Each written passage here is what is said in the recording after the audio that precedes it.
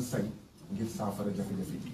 donc je vais peut-être changer de place avec vous wala tu vas prendre ta place. Voilà donc présidente Aminata Touré bismillah. jërëjëf honorable député Guy Marius Sagna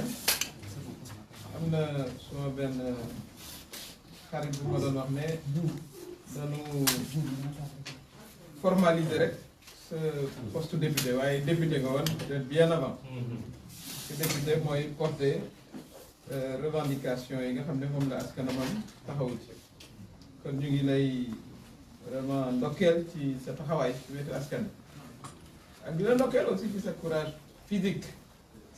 parce que suivre nañu aussi donte xëy na ca boobu temps sax liggéeyuñu woon waaye loolu it doonoon na lu ma marqué parce que nit ki li yaramam mooy li ëpp solo ci moom te gis nañ aussi li nga daj ci vraiment taxawal Sénégalais yi ñu ngi la ci ndokkeel ak di la remercier waa FRAPP yëpp ci invitation bi ngeen ma def ma am aussi vraiment mbégte ñëw fekkee ko commencé woon nañu liggéey à l'Assemblée nationale nee naa nag suma mandat député boobu ñu confisqué dénk naa la voilà incha allahu rabbi bu doon teree wax it jox ngeen ma fii micro maa ngi wax la nga xam ne waroon nañ koo mën a wax Assemblée nationale parce que nag boo newee ci sa réew di am solo mooy taxawal sa askan te rek teg ko ci dëgg lii ma dégg fii nag dafa soreel sama xel lool parce que liggéeyoon naa ci entreprise te damay profiter ci occasion bi nuyu sama ancien collègue bu Sotrac xëy na ñi gën a jeune moo jur Dakar Dem Dikk foofa nekkoon naa fa cadre kon ma xawoon aussi turbulente bokkoon naa aussi ci syndicat peut-être pas du parti au pouvoir mais à l'époque man ak une dizaine de cadres dañu licencié woon tribunal reconnaître ne licenciement bi c'est un licenciement abusif contentieux bi duré na 25 ans donc lii du fi lu bees donc lii ngeen wax ci ay arriéré salaire ak contentieux boo xam ne am na ñu tëkkoo vidé kooku dama ko dund man ci sama bopp ak les cadres de la Sotrac y en a un que je voudrais saluer mooy Mbodj defe naa ne ci ñi fi des la parce que ñu ci booba xale la mais ay mag a ngi ci woon noonu la seen kër yi tase ñu ci bari feebar mu ngi ñoo faju loolu yëpp ci la justice sénégalaise qui n'a pas délivré la justice aux citoyens sénégalais de l'époque kooku dama ko dund en tant que cadre de la Sotrac injustement licencié avec un collectif ni ngeen ko defee kon ba tey les problèmes ñu ngi damay commencer par peut-être jàll ci cas yëpp nuyu sëñ Ibrahima bi nga xam ne moo nekk APPI mooy professionnel pêche ak industrie pêche industrielle plutôt convention état bu ko signé da ko war a respecter état kaddu rek la am mooy li ñuy wax ci troisième mandat bi say kaddu dafa am solo boo ko signé loo signé xam naa le ko sa askan lii sa warugar mooy nga appliqué ko kooku amul beneen voilà amul leneen lu ñu ci mën a wax kon l'état du Sénégal aussi moo war a protéger ay citoyens parce que convention li ko signé du pour buggare rek ñu ne Sénégal signé na tant de convention et cetera dañ ko war a indi def ko ci le droit positif sénégalais bu ko defee entreprise yi aussi ñoom ci seen bopp war koo mën a appliquer mooy dëgg ndax liggéey 20 heures de temps loolu kenn musu ko gis fenn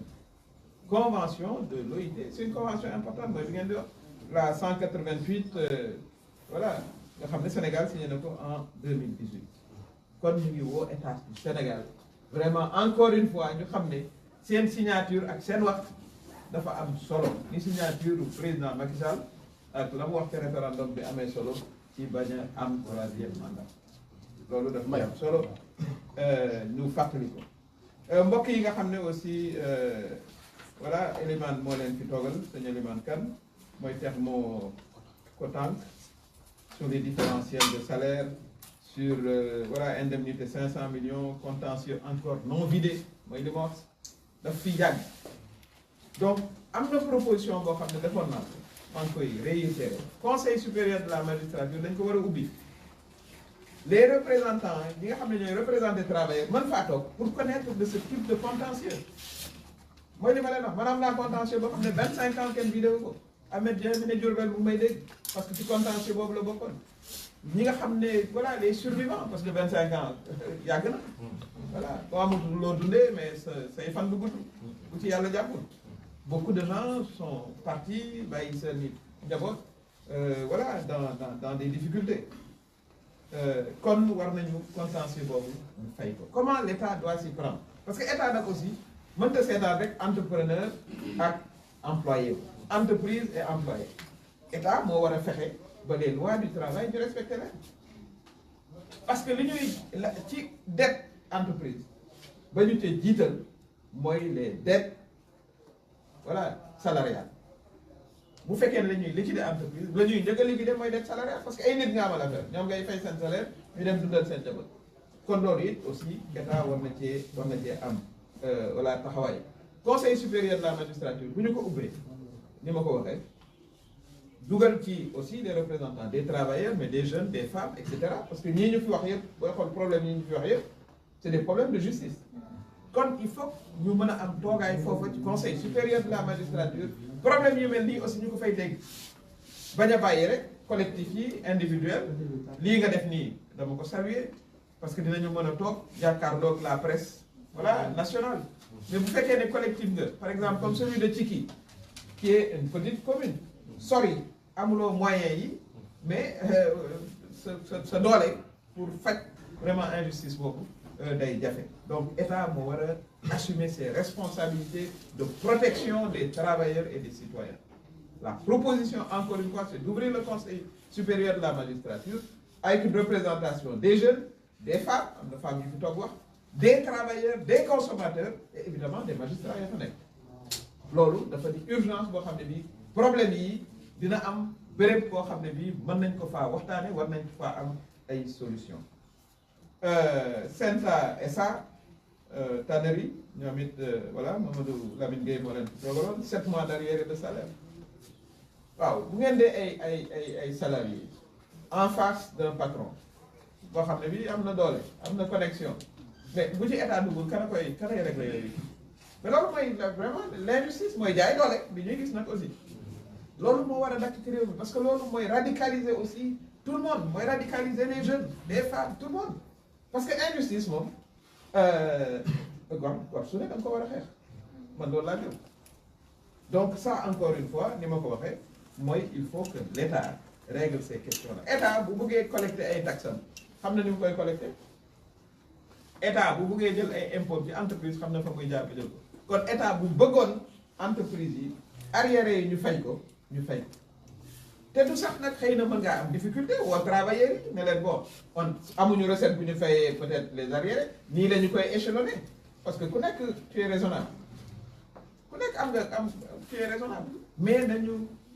privilégier la concertation surtout bu amee ay dettes salariales employé bi bari ñëw rek jaay doole maay patron bi te naa entreprise bi mënuma laa fay demal fu la neex loolu defarul réew nañu toog waxtaan et puis arriéré 7 mois mais borom après moom lu muy dundee dañu expliquer rek ñun ku toogal rek 7 mois ñu tëj sa compte bancaire ak yu ni mel looy dundee ndax loolu aussi État daf ci war a jël ay matuwaay pour protéger vraiment les citoyens mooy aussi la même chose pour waa EMAP ñi nga xam ne ñoo nekk Pout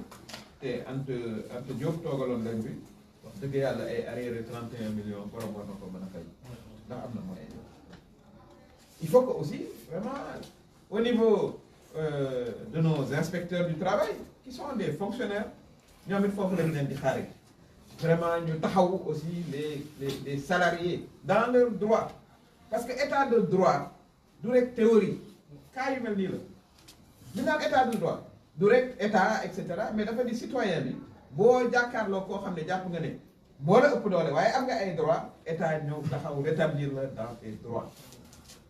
il faut que ñu am une conférence du travail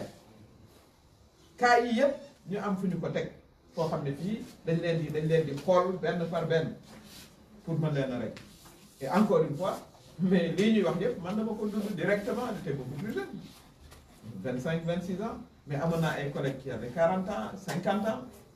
qui n'ont pas pu retravailler man yàlla dafa def ma retravailler après parce que j'étais jeune mais beaucoup de mes anciens collègues mais ñu ci bëri génn nañu àdduna seen famille tas na et ça dans un état de droit c'est inacceptable.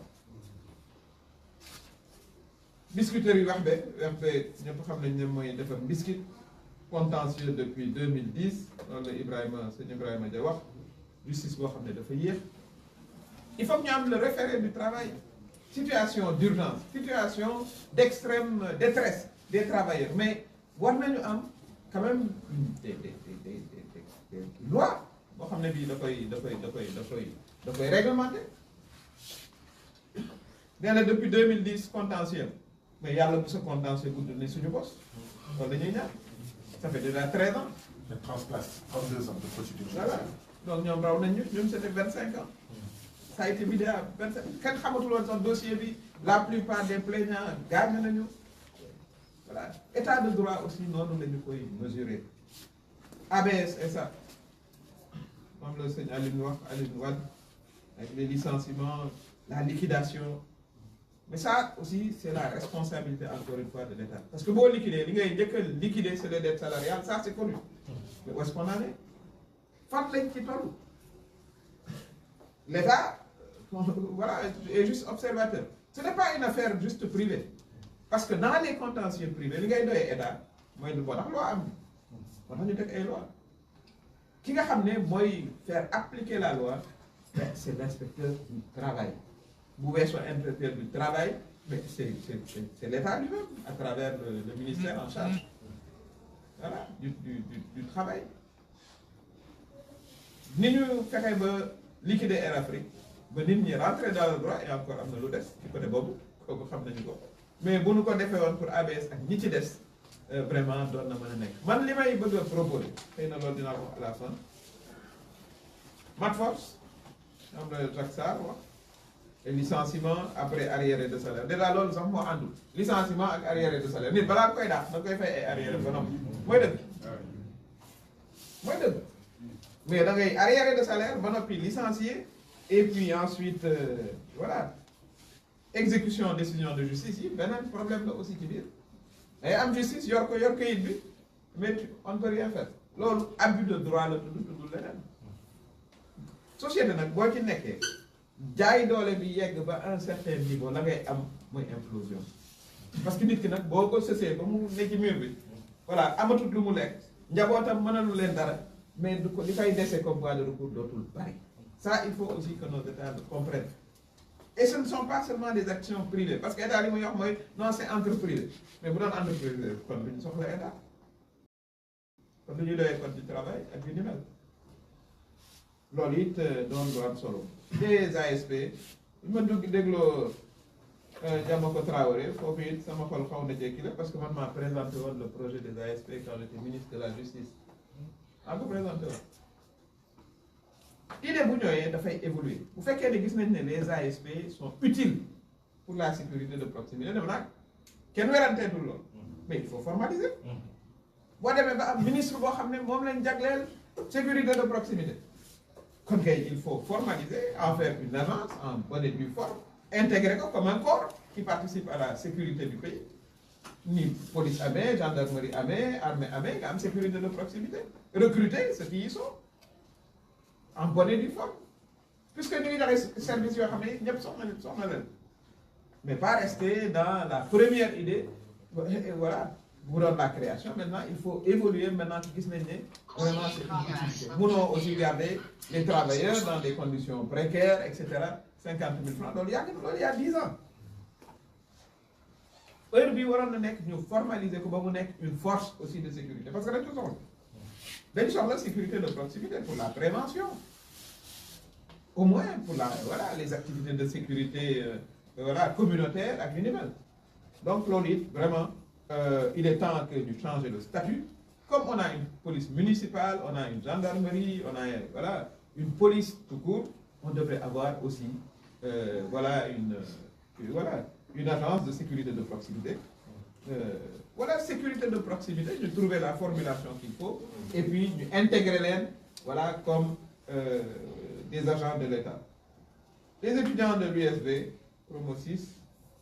Serigne Touba Mbacké Diouf, waaw kooku it am na loo soulevé lu am solo mooy la privatisation de nos universités publiques foofu nag foog ñu béy si on ne fait pas attention boo amee xaalis dem université publique voilà ñi nekk ci biir université publique amuñu xaalis mënuñu accéder yenn formation yi loolu mooy un détournement d'objectif ça moom c'est clair. Université publique mais elle doit être publique dañu ko tuddee mais su fekkee ne la priorité c'est aussi dans voilà ñuy fay kooku aussi méngoowul ak li nga xam ne mooy li am parce que ñun suñuy impôts yi ñuy jël ñu ciy financer l'université publique c'est pas pour que il y ait en dessous aussi ñuy privilégier voilà l'aspect privé. li ma saluer aussi mooy li ngeen jàpp ne war ngeen a mën a dem en action de justice et je pense que foofu justice war na leen fa jox dëgg parce que bu fekkee da ngeen nekk 3000 étudiants ñu ne 1000 lañu mën a am master waaye ñu ëlbateeku ne waaw amuñu formateurs yu doy waaye on a trouvé des formateurs pour ceux qui payent. Bon, c'est difficile, c'est très difficile à comprendre. dëgg nag aussi dañ koy nangu. Donc je pense qu'il faut effectivement rester en justice pour que le caractère public de l'université soit préservé. Université du Sahel wax na Mariama État du Sénégal na fay ngeen jot seen diplôme loolu amul leneen luñ ciy wax. yow boo jëlee ay étudiants nga orienté leen ci université bi. waaw parce que bëggoon nañu gérer un peu aussi les orientations waaw bu ñu demee ba foofu 200 millions teewul état au Sénégal nañu fay vraiment xale yi jot seen diplôme voilà mën a dem aussi ci le marché du travail loolu mooy dëgg amul leneen luñ ci war a mën a wax. Serigne Gueye voilà le collègue de l'association des handicapés diplômés du Sénégal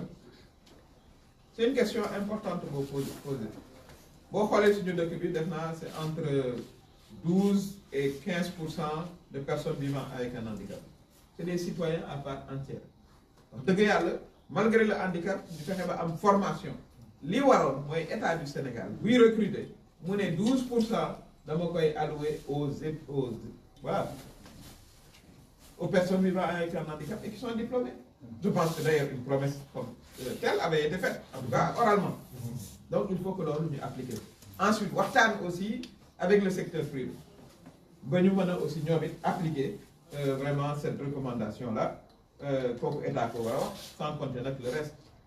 faciliter aussi les déplacements faciliter l'accès aux services ba tey rampe de voilà pour chaise roulante amagul tay loolu nekkagul suñu culture boo baree jël bus mu nekk une difficulté et cetera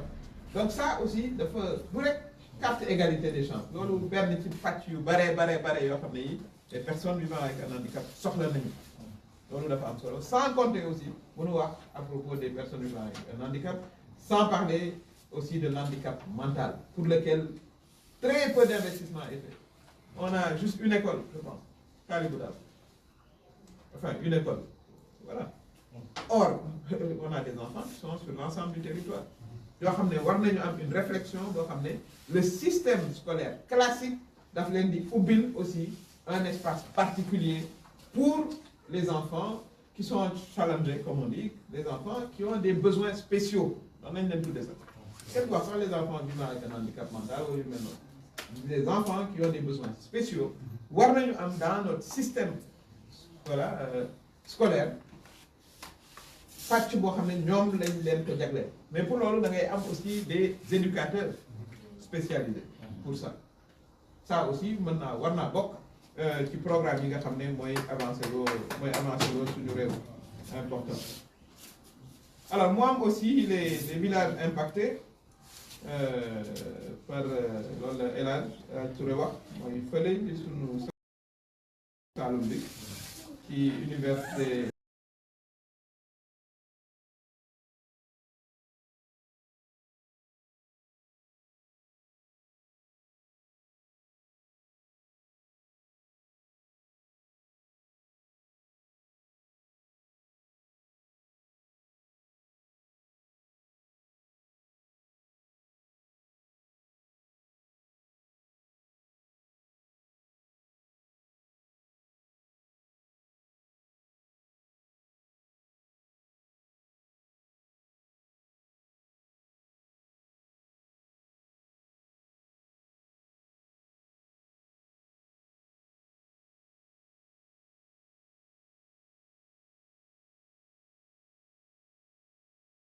yu koy meññal waaw boo nee 50 hectares nga soxla waroo clôturer nag wax dëgg yàlla 300 hectares waaye raxante leen te Saalum googu am na sax aspect bu mu waxul mooy xorom si ni muy on a de moins en moins de terres yoo xam ne war nañ cee mën a bay ndax ni xorom bi yéegi donc ñun dañu soxla suuf surtout soxla suuf su baax voilà bu fekkee ne arrêté nañu mur bi li gën parce que jàmm moo gën ay mooy wax dëgg yàlla ñu jàppale agriculteurs yi yem ci suufu Sénégal war nañoo xoolaat nu ñu koy gérer l'État est propriétaire du domaine national maanaam état moom suufu Sénégal comme état moom suufu Sénégal bu ñuy joxe suuf mais ñun ñëpp nañu toog kuréelu c'est pas un service impôt et domaine moo war a décider kii lañ koy jox kii duñ ko jox pour voir dañu war a am une commission de gestion du domaine foncier ku ci ne toog mag ñi xale yi parce que jigéen ñi aussi dañu bëgg a bay du ñam suuf suba les jeunes da ngay jékki-jékki ñu ne la diw ñëw na yor na voilà des centaines de hectares projet bi lay def si kañ la ko am ku ko jox bon c'est difficile donc il faut que ñu changer suñu système de gestion foncier au-delà des impôts et domaines la direction du domaine non dafa war a am benn commission boo xam ne bi moo xam ñaari at wala ñetti at enfin 2 ou 3 fois par at lay réunir au niveau national comme au niveau décentralisé ñu toog représentant wu communauté bi toog bu fekkee ne man soxla naa 150 mètres carrés voilà honorable gi soxla keneen soxla voilà ñu seet ñoo xam sax ndax ndegam duñ tiré au hasard ndax yooyu am États-Unis boo soxlaa dara ngeen doon plusieurs yaa xam na nga bëgg a inscrire ci benn école bu nu fa yegsee dañuy jël ne leen dugal leen yéen seen tour ci benn kees ñu tiré au hasard parce que je vois pas pourquoi 150 mètres carrés man ma bëgg ko voilà keneen bëgg ko ñuy jox keneen ñu joxuñu ko sur quelle base ñun ñaar ñëpp ay Sénégalais donc il faut que ñu revoir notre système de gestion foncière bu ñu ko moytuwul problème mu Sénégal yu bari fa lay jógee parce que concertation amuñu voilà état c'est vous c'est moi ku nekk mooy état mais il faut que vraiment dans cette gestion là ñu xoolaat mbir yi bu baax a baax ñu gis aussi voilà collectif habitant wu ci kii ci carrière d'argile bi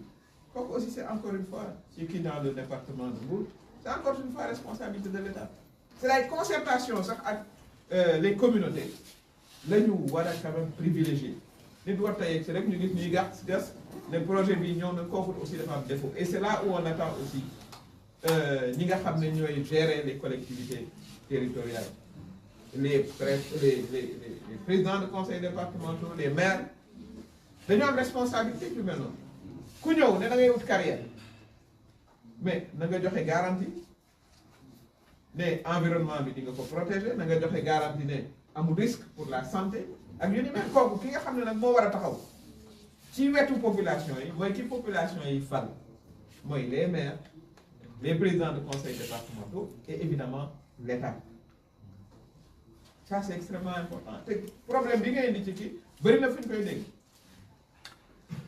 newuñu investisseur bu mu ñëw kenn waxul loolu parce que loolu lañ lay tontu waaw mais il faut que ñu investir dañu soxla ay industrie et cetera waaye industrie boo xam ne day mujj rey ña fa dëkk aussi loolu kenn soxla ko ça aussi il faut que ñu veiller à ce que la préservation de l'environnement l'impact sur la santé ñu jël ci ay matuwaay waxtaan ci aussi ak population yi dafa am solo ba noppi nag ci projet yooyu ñuy employé doomu communauté ya fa nekk donc beneen problème lay doon aussi ñu ngi doon waxtaan ak voilà ñoo xam ne ñu ngi ci benn mine vers Kédougou mais loolu la ñëpp di kaas ne voilà ñun suñu doom yaa ngi fi toog xamuñ ñan ñooy liggéey ci mine bi ça aussi doon problème yoo xam ne yi war nañ koo xool bu baax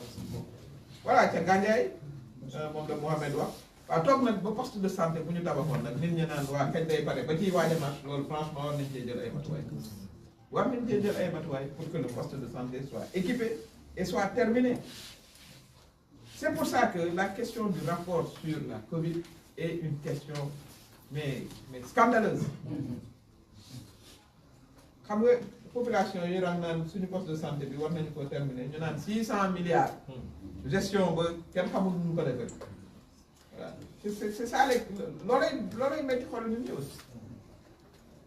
600 milliards ñu dajale ko pour des questions de santé benn poste de santé. te Gandiaye ba tey jeunes yi war a génn pourquoi équipé wuñ ko pourquoi parewu ça aussi c'est des injustices yoo xam ne yi voilà du tax réew jëm kanam. wax ngeen aussi ci Félix O mooy manque ndox mi. Flexo plutôt. kooku it beneen sujet la parce que suñu Saalum boobu problème bu ndox moom dafa doon problème bu tàgg ndax xorom say yëg voilà yan matuwaay la ci ay état di jël nañ ñu wax quel est le plan voilà national hydraulique pour que l'accès universel à l'eau potable ñu mën ko réaliser ñu ciy déglu le ministre de l'hydraulique mu gaaw def ko ci nekk février parce que après février beneen équipe ay ñëw.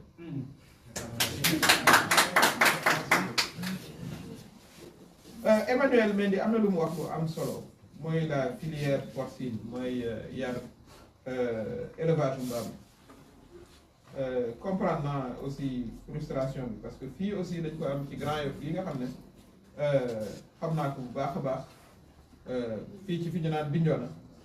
foofa it doon place boo xam ne place su commerce la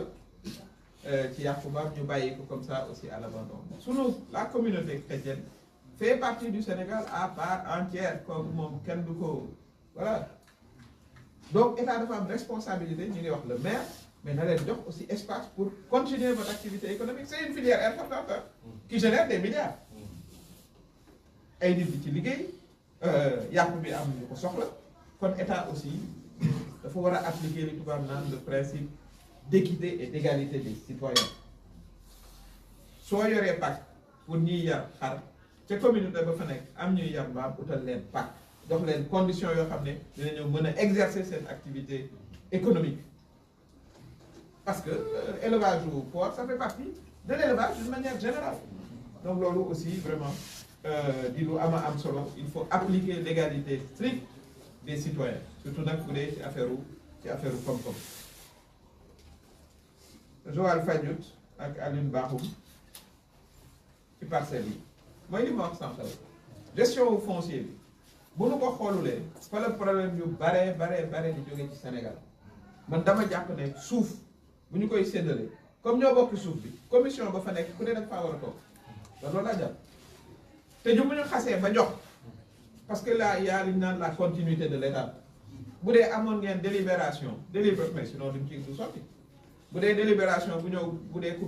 maire bu bees ñëw ne balee bokkatul kon voilà donc y a li ñu tuddee la continuité de l'état loolu it ñu vraiment xool ko pour que vraiment ñu éviter les tensions au niveau communautaire ñi yor seen titre ñu jox leen évidemment ñu veiller à ce que les zones aussi soient des zones habitables loolu it aussi ci la bokk bu fekkee ne ci li ma jàpp dafa ne xëy na zone bi c'est pas habitable ku yor ñi nga xam ne yor nañ seen titre kon municipalité bi am na obligation yóbbu leen ci zone habitable parce que def naa argument boobu la mooy zone bii dafay taal waaw bi kon yor nañ délibération te mairie la 300 yooyu balaa ñuy joxaat ñeneen ñun nañ ñuy jox koo xam ne fii fa la ñu mën a def donc toutes ces questions honorable député ay question wu justice la question de justice sociale la question wu équité la question wu fexe ba ñi nga xam ne aussi seen doole bariwut bu ñu jàkkaarloog ñu leen ëpp doole état mën a arbitrer ba ñu nekk ci seen droit cas yu mel nii nag dafa bari law ci Sénégal dafa bari donc il faut que ñu xool naka la ñu bëgg a organiser suñu réew ba difficulté yi am balaa moo yegg si Dakar ñu mën koo régler ca fa ñu nekk il faut réhabiliter les conseils de quartier les conseils de village joxaat leen seeni prérogatives gestion suuf gestion environnement gestion voilà question de santé d'éducation defe naa ne il faut que parce que ñoom seen baat war nañoo xaar rek ba yegg si Ndakaaru médias nationaux yi di ko jël pour que Sénégal di ko xam il faut que ni ñu yoree suñu réew ni ñu koy gouverner pour changer ñu décentraliser ko pour que la justice également soit décentralisée ku nekk fa nga nekk sa entreprise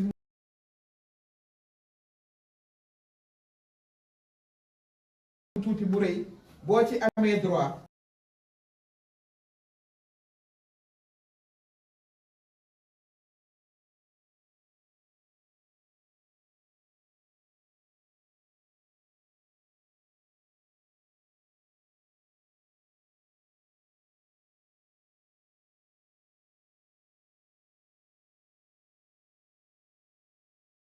vraiment ñu fexe ba sa droit yooyu nga am ci bénéfice encore une fois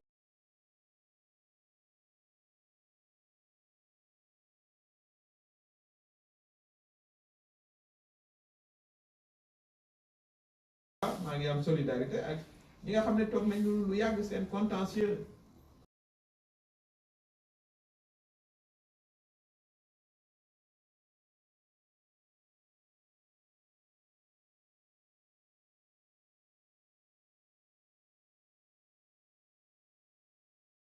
man am naa contentieux boo xam ne 25 ans kenn vidéo gëmoon naa ne bu ñu toogee ba 1900 ba 2023 dëgg yàlla ce genre de question dootul amati donc suma proposition mooy nañu ubbi conseil supérieur de la magistrature invité fa ñi nga xaway man loolu laa gën ne li am solo ci àddina mu lu mu metti na boroom am taxawaay ànd ceeg les jeunes ànd ceeg les femmes parce que dama gëm man à une coalition entre les jeunes et les femmes de ce pays pour changer les choses.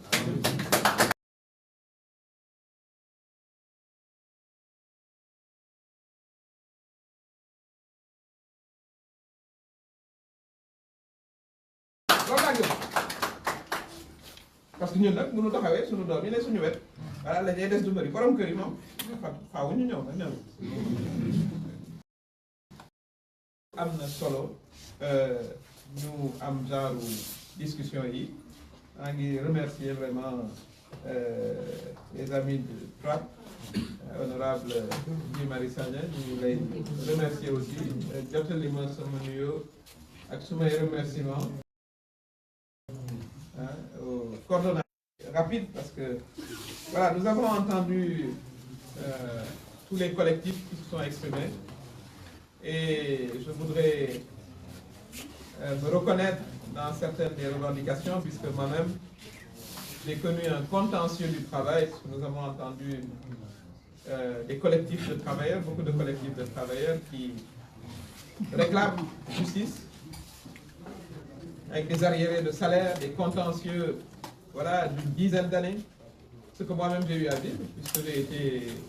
licencié à l'époque quand j'étais jeune de la SOTRAC, abusivement reconnu par voilà, l'inspection du travail et le contentieux a duré 25 ans. J'ai voilà, une pensée pieuse pour tous mes collègues de l'époque dont la plupart sont décédés et qui ont eu à connaître les affres voilà, de la pauvreté de manière tout à fait injuste. Ils n'ont jamais été indemnisés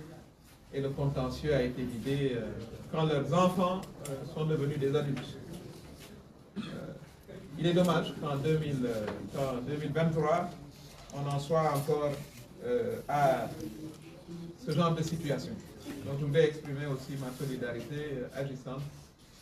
envers tous ces collectifs de travailleurs qui réclament justice, qui réclament des arriérés de salaire. Et je voudrais inviter également les entrepreneurs, puisque parfois l'entreprise traverse des difficultés, c'est vrai, nous le savons, je suis économiste, à privilégier le dialogue. Les salariés sont raisonnables, ils sont prêts à entendre la voix de la raison et à régler ce contentieux. Mais pour régler ce contentieux, le premier acteur, c'est l'État. C'est l'État qui est garant du respect des droits des citoyens. Et c'est pour ça que je voudrais réitérer ma proposition de réforme à fond du Conseil supérieur de la magistrature, qui doit s'ouvrir à d'autres forces. Les représentants des travailleurs pour connaître du contentieux du travail. Je crois que 80% de ce qu'on a entendu aujourd'hui est relatif au contentieux du travail. Il faut l'ouvrir également, certainement, aux employeurs, mais également aux femmes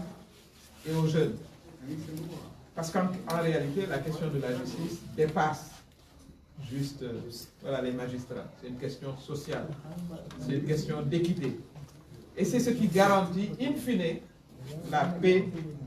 dans notre pays. Nous avons également entendu des jeunes. Je voudrais aussi féliciter les jeunes du Sénégal qui s'intéressent aux questions voilà, du développement de leur collectivité, que ce soit à Gandiaï, comme ça a été dit, ou ailleurs, les femmes, des organisations qui luttent pour la préservation de l'environnement. Je crois que c'est ce qui rend aussi notre démocratie dynamique. Il n'y a pas seulement, il n'y a pas que le combat politique, il y a également le combat pour le développement. C'est pour ça que nous voudrions féliciter Frapp de m'avoir invité à la suite voilà, d'autres illustres invités que vous avez reçus ici, pour qu'on puisse discuter de questions qui touchent la vie de nos compatriotes. Et c'est fondamentalement ce que j'ai entendu aujourd'hui. Des travailleurs, des jeunes, des éleveurs. On a eu également Emmanuel qui nous a parlé de la filière porcine à Malicounda et qui s'insurge contre le fait qu'il n'y a toujours pas d'espace qui leur est réservé par la commune. Et c'est une demande, on ne peut plus légitime, tout comme ici à Bignona, à Grand-Yoff. Il aurait fallu aménager depuis très très longtemps le marché de vente de porc, de viande de porc, puisque nos parents chrétiens sont des Sénégalais à part entière, comme vous et moi. Voilà des questions centrales qui aujourd'hui interpellent l'État. Et l'État doit y apporter une réponse rapide, mais une réponse structurelle. Comme je l'ai dit, à travers la justice, à travers l'accélération aussi des dossiers de contentieux. Je pensais qu'après 25 ans, maintenant, on en serait à des délais beaucoup plus courts, puisqu'on a recruté beaucoup de magistrats. Mais ce n'est toujours pas le cas. Un contentieux de 32 ans qui est toujours en place, qui est toujours là. Donc ça, c'est la responsabilité directe de l'État. Et je voudrais également dire, puisqu'on a eu des questions foncières, qu'il est temps que l'État prenne des dispositions pour que la gestion de notre domaine national soit une gestion transparente et équitable. Moi, je considère qu'il faut un conseil national de gestion du domaine foncier. L'attribution de nos terres aux citoyens doit dépasser voilà, une direction nationale. Ce n'est pas l'unique affaire de fonctionnaire, absolument pas. Je ne vois voilà, pas pourquoi voilà, on donnerait à Mamadou et pas à Samba, à Binte et pas à Koura. Quels sont les critères aujourd'hui qui sont mis en avant pour que vous soyez attributaire gratuit justement d'un espace foncier? Pourquoi? Ça, je pense que c'est important aussi qu'on puisse en parler. Ma proposition, c'est qu'il y ait une commission nationale de gestion du domaine foncier et qu'elle soit décentralisée au niveau des régions. S'il y a un espace voilà, disponible pour l'habitation, mais que les citoyens puissent déposer leur demande et que l'on puisse voilà, attribuer de manière transparente en présence des jeunes, des femmes, des opérateurs économiques, etc. Il s'agit évidemment d'aménagement du territoire pour des zones réservées. Donc ça me paraît être fondamental parce que le contentieux foncier dans ce pays a atteint un tel niveau que c'est un grand risque pour la stabilité du pays. Il y a une question relative aussi aux personnes vivant avec un handicap. Selon les statistiques, c'est entre 12 et 13% au niveau du Sénégal. Il y a eu la carte d'égalité des chances, mais ça ne se résume pas à ça.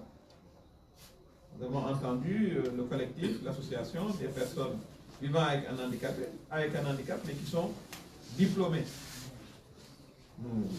appelons l'État à avoir une part réservée de 12% pour tous les recrutements de la fonction publique. Je pense qu'il faut un décret du président de la République pour ça. Il faut engager aussi la discussion avec le secteur privé, voilà, pour qu'il puisse également accepter d'appliquer une telle disposition. Je pense que nos concitoyens vivant avec un handicap sont des acteurs économiques, des acteurs culturels, des acteurs spirituels, qui ont une contribution importante à apporter et l'État se doit de leur faciliter justement cette contribution. à travers les transports. Je voudrais également aborder la question de l'handicap mental. Cette question, elle n'est pas suffisamment prise en charge. Absolument pas prise en charge. Il faut que les enfants qui ont des besoins spéciaux puissent disposer de services spéciaux. Et pour cela, il faut former également des éducateurs spéciaux. Malheureusement, on en est toujours à les laisser à la maison, à les cacher, alors qu'ils peuvent contribuer. Ils peuvent développer leur potentiel, comme c'est le cas dans plusieurs pays. Voilà un peu le résumé de ce que je voulais dire. Ce à quoi nous avons assisté aujourd'hui, c'est voilà, à la montée au niveau national de questions qui sont récurrentes. Comme vous l'avez dit, on aurait pu avoir 50 collectifs, mais je dirais même des milliers de collectifs. La question de la justice, elle est une question centrale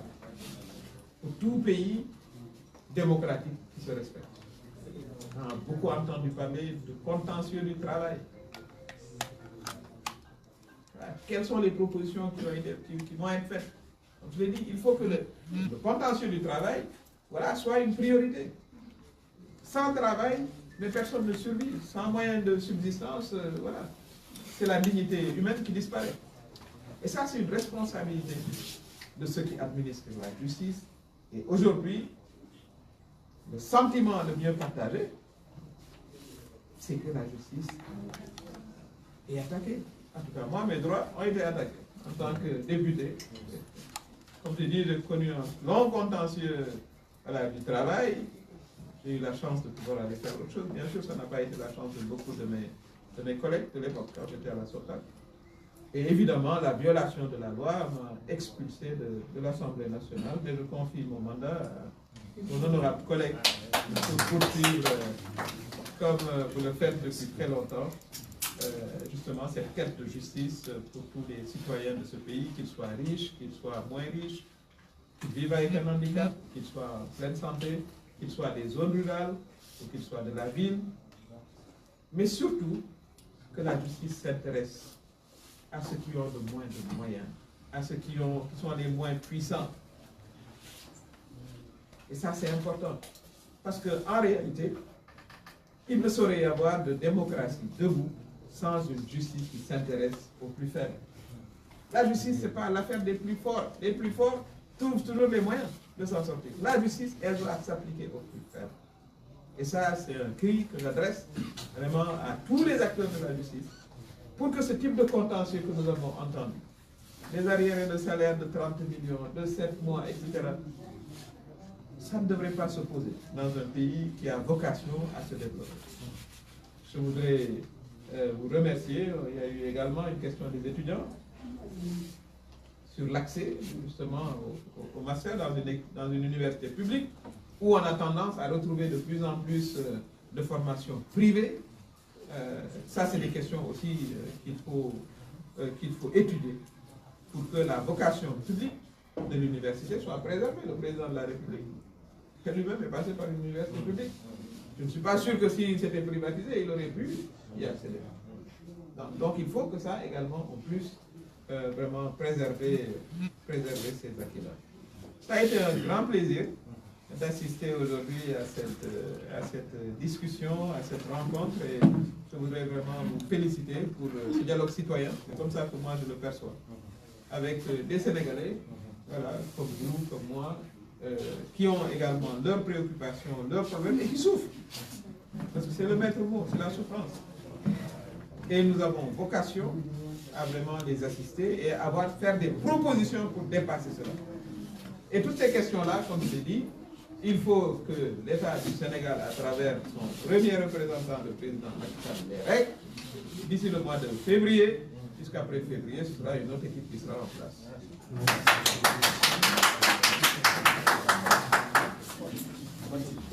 Merci beaucoup, Madame la Présidente. On me demande de résumer.